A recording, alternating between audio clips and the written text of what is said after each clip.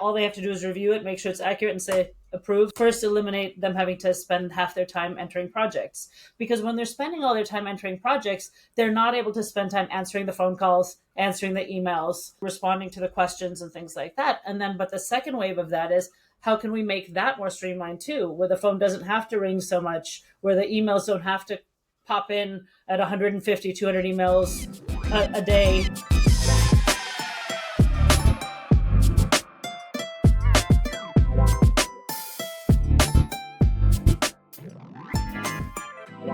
Welcome to another episode of the Freight Forward podcast. I'm Matt Dixon, your host, and today we have Nancy Fatine.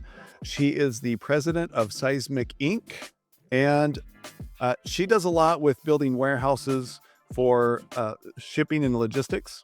And before I mumble this over again, I'll turn it over to you, Nancy. Why don't you tell us a little bit about what you guys do? Hi, Matt. No problem. So Seismic is a full service engineering and support services company for the material handling industry. So mostly we don't build the buildings. We help with all the stuff that goes inside the buildings, the storage racks, the mezzanines, the platforms, the conveyors, anything made of steel, we're on it. Even some of the equipment like the shrink wrap machines and compressors and things like that, everything that's heavy duty equipment that might need an engineered analysis, we can help with that. So we do a lot of the like Amazon distribution centers, Costco, Home Depot, a lot of those kind of things to make sure that if you're in one of those aisles and there's an earthquake, you're not going to have stuff falling down on you. Excellent. And do you do anything with data centers or purely logistics type warehouse? Data centers are starting to become it's the buzzword of the day, right? So Right. one of our big customers, they have their own data centers division that's now booming, and they do a lot of their own engineering, but it's not something that we couldn't do. So when that time comes, because they're made of steel, they're steel support structures. It's the same analysis that we would do for the standard selective pallet rack that used to be the big thing of the past. It's still a big thing in a lot of more analog warehouses, I guess, but robotics warehouses and data center warehouses are becoming the next stage. So we're here to take it when it comes our way. Yeah, it seems like with every business, you just try to ride the wave as it comes, right? And you don't know what the next wave's going to be. Well, I think we've tried to keep our finger on the pulse of the industry. We go to all of the industry conferences and trade shows and sit on a lot of committees. And I learned this from my father, who started the company in 1985 out of our house, just him. And it was just engineering, calculations done by hand. And then as he was doing more engineering, somebody said, "Oh, but do you have anybody that can install these racks?" He said, "Sure, I can make that happen." So he built an installation crew. And they said, "Well, can you guys fabricate some extra pieces and some, extra supports for this?" Sure, we can do that. And then I started in 1998, and by then the buzzword was permits. Well, can you help us get permits for this? Sure. So I started the permits division. And then it was, well, now we've got these racks being imported from other countries. Can you guys help with the testing of these products to make sure they're going to do what they say they're going to do? Sure, we can help with that too. So I think the sure really just helped us build all of these divisions, inspections, permitting, fabrication, installations, engineering into what makes us unique, which is we're a full support service, like from the whole life cycle of your equipment, right? Otherwise, you'd have to call five different people and work with five different contractors or vendors to make this happen. And we just, whatever customers need, we say sure, and we figure it out after the fact. So that's how we became what we are Love the today. ready, fire, aim mentality. Yeah. I'm like that as well. Yeah. And also from a client standpoint, from your customers, that eliminates like a general contractor in the construction analogy, right? Because you'd have to have someone overseeing that and managing either internal or another contractor. So I think that just streamlines everything. Yeah, and we have our contractor's license in California and Nevada, and I'm working on getting mine in Arizona right now. So our ability to install goes nationwide. We just work under someone else's contractor's license in jurisdictions where that's required, but locally we can definitely support the construction and handle the contractor portion of things, which again takes one more headache off of our customer's plate, which is really what we're here for. Yeah. Yeah. I like that. Now, you said your dad started the business. How is it working with family? I've heard it's either one extreme or the other. It's amazing or can challenge relationships. So no, we haven't had any challenges. I mean, he's been really good. I've been here since I was 17, and I a daddy's girl, So I just wanted. I probably have even been here longer than that because I would just come in on my days off of school and hang out with him and Yeah. color on backs of the plans, the ones that were in the recycle bin, and walk around and tell people what to do and pretend I was the boss. So it just kind of grew into that role, and he was more than happy to step back and give me the reins in 2022, um, because he trusted me. He knows that I care. He knows that if there's anybody that cares as much as he does and respects his legacy, it's me. And so even though I don't do everything exactly as he would do it, and so he might question my methods, he never questions them in front of other people. He never disagrees in front of other people. We might have a conversation about it. And as long as I have a good reason behind it, he can't say, why did you do it that way? And I go, I don't know. Like I have to have a logical reason behind it. And then he goes, okay, I can see that. And even if he would have done something differently, he will acknowledge that I am a new leader in a new world, taking us to new places. You know, there became this point where I don't want to, like, he's always been my mentor, and I don't want to say I ever will outgrow his mentorship, but he's never run a company with 85 employees. The biggest company he ran had 50 employees. He's never run a company in today's California uh, web of compliance. Like I have to navigate things that he never had to navigate. So I did have to like expand my circle a little bit. And so once I stepped into my role, I joined Vistage to get some additional executive support. I went back to school for my MBA to get some additional knowledge to just kind of grow my mentorship circle. Like in the industry, he's always going to be my guru because he nobody knows more about this industry than he does. But as far as growth and growth mindset and business mindset, like I think that I needed to step outward, and I think that he respects and appreciates that as well, that I knew my limitations and knew his limitations. So Yeah, and that's a great leadership lesson, what you started out with, praise publicly and correct privately. for sure. If people would just do that, Yeah. that tho that would make a world of difference. That's definitely one of our tenets here. And we are like really a family business. Like my sister runs our marketing division department, and my two boys who are 18 and 21 now, they're both working here. So we're Nice. growing with the family, and I hope that they will develop the same passion for the business that I do. But either way, I'm setting the company up to whether they want to be hands-on day-to-day managers or whether they just want to be business owners, from a distance and go off and live their own dream and do their own thing. They will have enough knowledge of how the company should be run because they've seen it every day since they were little too, to at least make sure that we're consistently preserving the legacy and protecting what the foundation that my dad handed to us. Yeah, yeah, I love that. I've always wanted to get my boys into my business, but they're like, "Nah, I don't really like that. I don't know how you do this. Sit on a I computer think all it the time." couldn't be forced, right? Like I didn't ever force it. My dad never forced it with Yeah. me because I remember having the conversation with him saying, but I don't want to be an engineer." And he's like, "You don't have to be an engineer. Like there's a million things you can do." And so when I started here at 17, I was the receptionist. And then I worked in the CAD department for a little bit to test out how I was with drawing. Then I worked in customer service for a bit. Then I took over the accounting department when our accounting manager was retiring. And so I just kind of became the liaison for that till we found the next person. Then I worked in the permitting department, then operations. Like I just kind of like made my way through, which I hope made me a better leader because it makes you well rounded, makes you appreciate the job that people are doing, makes you know what it takes to do that job well. That you can't really, nobody can really BS you, right? Because you're like, I've done it. I know it can be done. So Right. don't say it can't be done.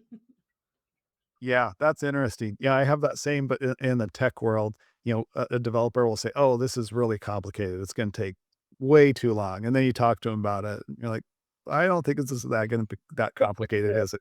Like, "No, I'll get it done this weekend," or whatever. Right. That's great. So I see here that you're, licensed in all 50 states. Is that correct? Yep, we are. Tell me how that came about, and is that would you do that again if you were going back in time? Oh, of course. So Sal, that's how Sal started. Was he was licensed in California, and then he kept getting more and more licenses, and he's maintained them for the last 40 years that we've been in business. And I being forward thinker, started to incentivize the other engineers we have on staff here, the other 12, we have 12 other engineers, to start getting their licenses. So like every license you get gets you a little bonus. Every license you get gets you a little bonus because we have to have succession planning in mind. Even though I wish that my Mhm. dad would be around forever, the reality of the situation is one day he might not want to come to work. He might want to go lay on a beach somewhere, and I'm going to need somebody to stamp plans. Right. So incentivizing the engineers to continue that portion of the legacy, because I'm not an engineer, but my dad is. So I have to build a business, a company that keeps these engineers happy, that has them wanting to stay here and wanting to be invested in the preservation of the company. Because without them, I wouldn't be much. And is there a lot of difference in the engineering space between state to state? Because I know in like insurance, some people are like, I'm never writing insurance in whatever state because of the legislation and stuff like that. Of course, but I think starting with the hardest state, like if you can engineer Okay. in California, you can engineer anywhere, right? I mean, most other countries even will accept a California engineer stamp because they're like, oh, if you know California laws, then ours are like a fraction of that because we have all the earthquakes. And not that there are not earthquakes everywhere else, but really the most stringent codes all the way around from a life safety perspective happen in California. So everything else is just learning the little nuances. So, Yeah. All right. That makes sense. yeah. All right. So we talked a little bit before about technology and AI and all that good stuff. So what's your take on all these buzzwords? So being second generation in this industry, and my dad starting it, a very manual, very analog, by hand process. The company was built on a lot of tribal knowledge, right? And so when I came into my role in 2022, it's been a lot about modernizing how we operate, building more structured systems, improving workflows, and now we're starting to layer technology into that. Right. So we're figuring out how can we leverage AI? How can we automate some things? Customers these days are very used to the instant gratification of I'm going to order something, it's going to be here by tomorrow or by today, if possible. And they will cancel an order if it says it's going to be delivered in 2 weeks. They'll find somewhere faster to get it. It's not any different with their engineering or with their fabrication or with their permits. They want real time data. They want things fast. They want prices fast because that's how they're going to sell projects. We don't have a sales team. Our customers are our sales team. They're the ones going out there trying to sell projects and then utilizing our services. So if we don't react and respond quickly, they lose that opportunity. We lose that opportunity and we have to move on to the next one. And we've both wasted our time, spinning our wheels. So we've been really, especially in the last 12 months, started digging into building in more layers of technology, more layers of AI into how we operate, right? What can we automate? What can we make easier for our employees? This is not with the interest of eliminating employees. This is with the interest of removing friction so people can focus on high value work, you know, making it easier both for our customers and for our teams. So we're trying to work on building a CRM portal now where customers can see real-time views into our system because we have live notes in our system of where every project is in the process, but customers still have to email or call to get the status of their project. All that stuff is now going to live on in the cloud. So customers can log in and see all of their projects because they don't just have one or two projects with us. Some have 20 projects with us at the same time. And they have to write a separate email for each one going, can I get the status of this project so that it's in the subject line and so it stays with its link? This way they just log in and see everything all in the same place. So we're in the beta testing phase of that now. And then we're talking about implementing an AI bot. That same thing, if customer that could just pop up on our website and a customer could say, I need to check the status of my project, whatever. And that bot filters through our system and gives them based on the most updated information in the system. This is what I see. If you need additional help, I'll transfer you to your project manager. Yeah. All right. We had a guest for a minute. I don't know. He's supposed to be on later on today.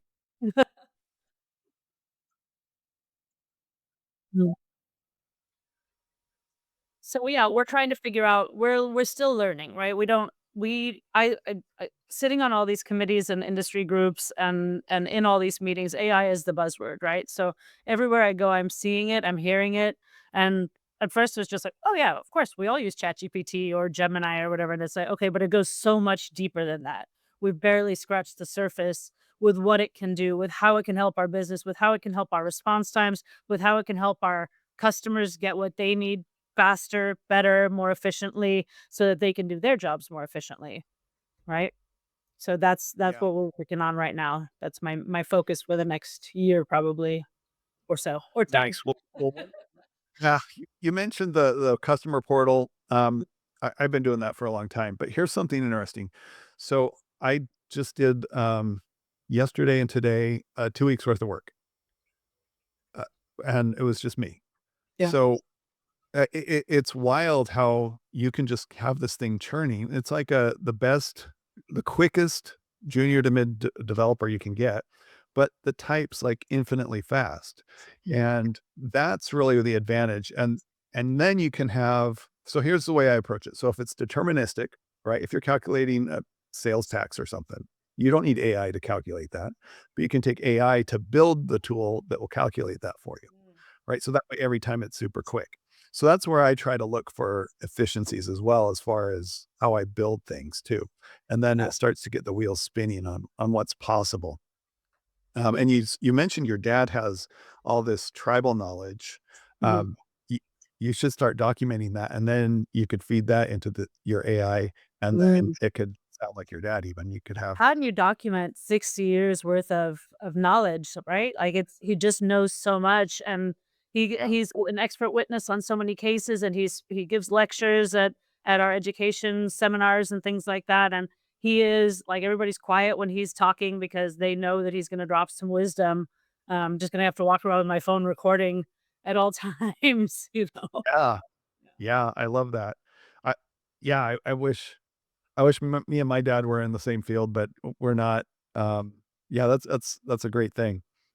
So what do you think, knowing what you know now with AI, what do you think is going to be your next big project that you're going to try to do within the technology space to kind of help people work on meaningful work instead of mundane tasks? Yeah. So aside from the customer portal, which I think will alleviate a lot from our solutions department, which is our customer service department, a lot of phone calls, a lot of emails, which frees them up to then become more like project managers and really make sure that things are working through the process the way they should. They kind of become the overseers because right now I would say 65% of their day is spent entering projects, manual data entry, which should be able to be done by some automated process. Customer, fill out this form that gives us all your project information. Click submit. Then all they have to do is review it, make sure it's accurate, and say approve. So that's what our CRM portal is trying to do.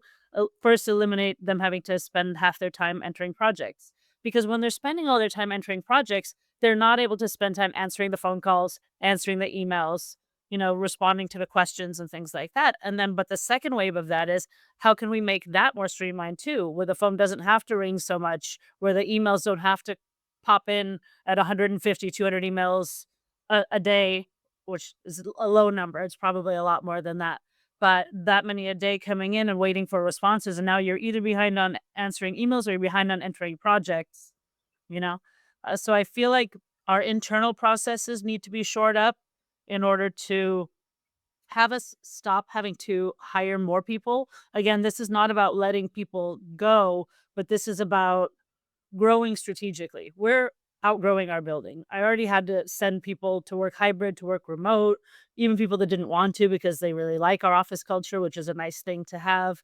But we said we don't have room to support more people, more hiring. But we also know that you guys are overloaded with projects. You can't possibly manage all these projects effectively, successfully, be as responsive as our customers want you to be, finish the projects as fast as they want them done. Like everybody's project is an emergency, right? Everyone wants their project to be the highest priority. And the only way we can do that is either hire 100 more people or come up with some systems that we put in place that streamlines the processes a bit more. So that's where my main focus is right now is testing the waters with these different systems and figuring out how they can tie into our existing processes so that we don't have to lose a lot of productivity and training a whole new system to our team or to our customers, you know? Yeah. Yeah, it's gotta be dead simple to use. You don't wanna make it complicated for sure. And it has to tie into what we already have. Like, we use FileMaker Pro, which I know is an archaic system, but it's what we've used since 1985. Uh-huh. We're not gonna change it now. It's evolved, and there is a cloud base to it, so we need to find AI and automation solutions that can build into that because that contains our whole history, and we don't wanna start from scratch. Yeah. Yeah, I mean, if you do find something else, you can migrate. I'm sure there's a way to do that, if you think creatively. But a lot of tools I've worked with will just build something on top of what they already have. And then you Mhm. have a one tool to rule them all, so to speak, right? So use this one new tool, it'll integrate with all the existing systems and it's shiny and new and it works Yeah. really well.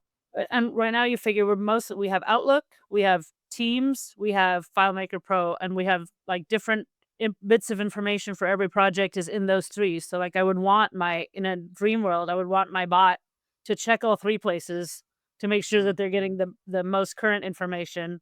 Because sometimes a note was put into FileMaker, but an email happened after that, and so the note hasn't been put in yet. So it's like, okay, based on the most recent email, this is what I see. Usually our team is pretty good about send an email, put a note in, send an email, put a note in. So maybe that's just a process that could be automated too, Mhm. you know?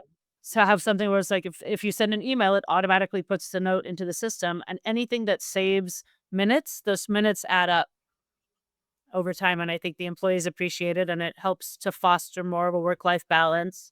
I don't want people to feel stressed out. I don't want people to dread every time their email dings or their Teams dings or, have to constantly stop what they're doing to make sure that they're putting the notes in. It kind of feels like by this day and age, there should be a way for our systems to tie in together and put in those notes for them. Yeah. Well, and also to handle one of those a day is fine, but then 10 a day, that's different. 100 a day, that's different. 1,000 a day, right? As soon as you start to scale, then you start to feel the pinch. Yep. Yep. Yeah. So when I took over, we had 40 employees. Now we have 85. So just since 2022. But our revenue has grown significantly too because I've been really pushing for it. Sal, my dad, never advertised, didn't believe in it. No marketing, no advertising. He just had that much confidence, which is awesome. I, on the other hand, have 85 families counting on me to keep the Yeah. door open, and payroll on its own is, horrendous. So we need to keep a flow coming in. So I'm out there, putting my face out there and investing in marketing, investing in advertising, investing in, having a really cool structure at a trade show. This is our first year, 40 years in business. This is our first year having a booth at a trade show. We're going to Atlanta next month and we're going to showcase all of our services because it's not something that we've done before. So I told everybody, be ready 'cause now all of a sudden the Yeah. phones didn't start ringing, and, I wanted to have some systems in place, and every time something happens, like, there's this trigger point where you all of a sudden see a hole in the ship, right? And you're like, "Ah, that's something we can work on." Like, something you didn't even know was an issue until it happens, and so that's what we're trying to do is just fix the little holes. I fixed the big holes first when I first inherited it, the infrastructure Yeah. holes, the compliance holes, and now it's like, "Okay, now I think we're solid." Now we just have these little holes that pop up every once in a while. Yeah, exactly. Well, there's like 3 pillars in business, right? There's sales, there's marketing, and there's operations. And you Mm, just keep plugging holes and streamlining each one of those uh, over and over again. And sometimes you go back and forth, but it's always one of those 3 things. mhm. Like when you solve your marketing problem, when you go to that trade show, then you're gonna have a flood of sales that come in. Then you gotta sell them. Then you gotta complete it, right? We So gotta it's a deliver it. challenge, We gotta deliver on the great commitments challenge. that we made, yeah. And if we're not prepared for it, I mean, we're kind of feeling that pinch now where whatever work I did last year, in promoting us, I made a lot of promises, and then they all came in at once, and people are like, "Great, do it." And we're like, "Crap, now we've got this tiny little." I mean, it's a small warehousing facility, it's like 14,000 square feet. So when you have 3 big projects going on at a time in a small facility, there's a lot of logistics and navigation going on, and our guys are just like, "Can we have a little breathing room?" I'm like, "We can have a month because then we're gonna go to the show and the next wave's gonna come in." So it's, Yeah, so how do you manage that, all those concurrent projects? um, currently our crew is working 60-hour weeks, in the fabrication division. It's a challenge. We're working on hiring additional help. Labor workforce development has been one of our biggest challenges right now, finding people to fill the roles for the growth, which is why I felt like I needed to try and pivot and figure out where can I leverage AI and automation to streamline these processes instead of throwing more bodies at it, you Yeah. know? Because one, it's harder to find labor these days. And two, it's a problem that's I don't think we're fixing it. I don't think that we're it's not the most effective solution, right? So right now, the 60 hours a week, that's not sustainable. So, but if we can add a few more people in there, we can split the crew into a day shift and a night shift, or a Monday, Tuesday, Wednesday shift, and a Thursday, Friday, Saturday, Sunday shift, or something. And then you've got another host of problems that come with that. Like you've got equipment now Right. running 24 hours a day, or equipment that needs to be maintained more. So it's, they're growing pains. It's a good problem to have, It being is. too busy is a good problem, but also I can't tell customers, "Oh, we're gonna be on a 24-week lead time," like, then we lose the project.